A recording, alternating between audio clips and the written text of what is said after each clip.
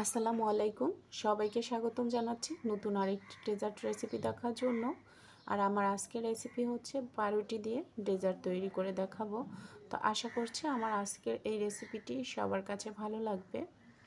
2-3টা উপকরণ দিয়ে আপনারা খুব সহজে এই ডেজার্টটি তৈরি করে নিতে পারেন।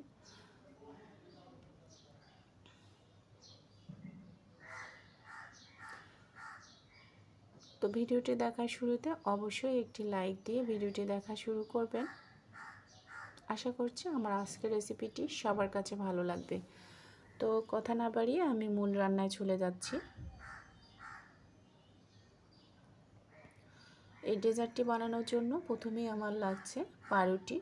তো এই পাউরুটির পিসগুলোর যে ব্রাউন অংশটা আছে আমি একটা ছুরির সাহায্যে এগুলো কেটে নিচ্ছি।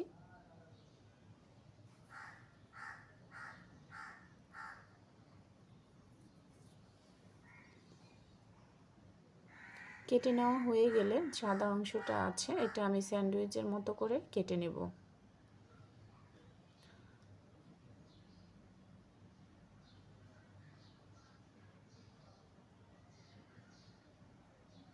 এভাবে সবগুলো ব্রেড আমি কেটে নিচ্ছি। কেটে নেওয়া হয়ে গেলে আমি এই ব্রেডগুলো ভেজে নেব।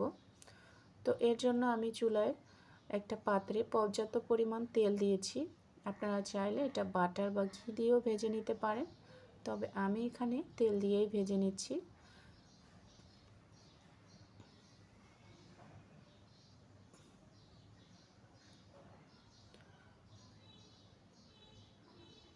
আমি ব্রাউন কালার করে সবগুলো ব্রেড ভেজে নেব।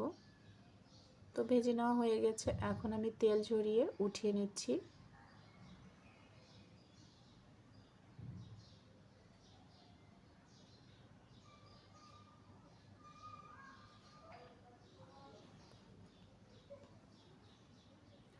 তো এখন আমি একটা ক্রিম তৈরি করে নেব। এর জন্য আমার প্রথমেই লাগছে 2 টেবিল চামচ। এখানে আমি কাস্টার্ড পাউডার নিয়েছি। আর নর্মাল তাপমাত্রার পানি দিয়ে আমি এই কাস্টার্ড পাউডারটা খুব ভালোভাবে মিশিয়ে নিচ্ছি। আপনারা চাইলে এখানে জাল করে রাখা গরুর ঠান্ডা দুধ দিয়েও মিশিয়ে নিতে পারেন। আর এই ডেজার্টটা তৈরি করার জন্য আমি এখানে 1/2 লিটার গরুর দুধ নিব। আপনারা চাইলে এর চেয়ে বেশি বা কমও নিতে পারেন।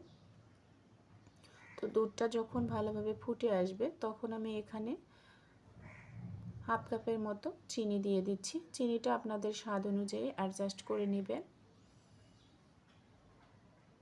চিনি দেওয়া হয়ে গেলে আমি এখানে 1 চিমটি জাফরান দিয়ে দিচ্ছি সুন্দর একটা ফ্লেভারের জন্য।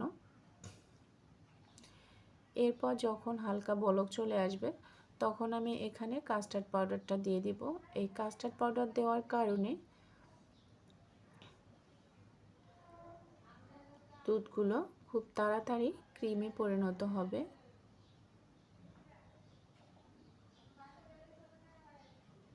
একটু একটু করে দিব আর ভালোভাবে মিশিয়ে নিব। তো দেখতেই পাচ্ছেন খুব ঝটপট আমার ক্রিমটা তৈরি হয়েছে। আমি একটু পাতলা অবস্থায় রেখে দিব, কারণ এটা জমে গেলে আর একটু ঘন হয়ে যাবে। এখন আমি চুলার জালটা অফ করে দিচ্ছি। এরপর আমি যে ডিশে ডেজার্টটা সার্ভ করব সেই ডিশে আমি ব্রেডগুলো এভাবে ভালোভাবে নিয়ে নিচ্ছি।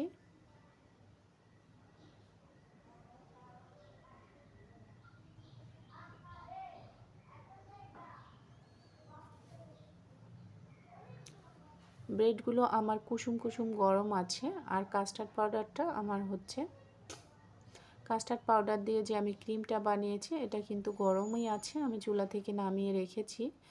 এখন আমি এটা দিয়ে দেব।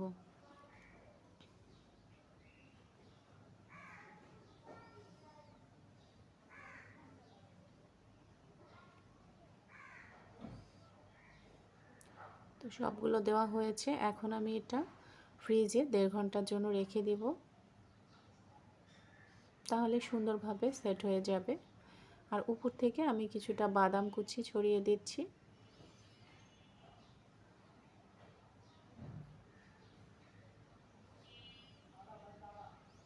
তো এখন আমি ফ্রিজ থেকে বের করে নিয়েছি। দেখতেই পাচ্ছেন কতটা সুন্দর হয়েছে। এটা খুব সিম্পল রেসিপি এবং খুব ঝটপট তৈরি করে নেওয়া যায়। খেতেও কিন্তু অসম্ভব মজাদার হয়ে থাকে। এতক্ষণ সাথে থাকার জন্য সবাইকে ধন্যবাদ।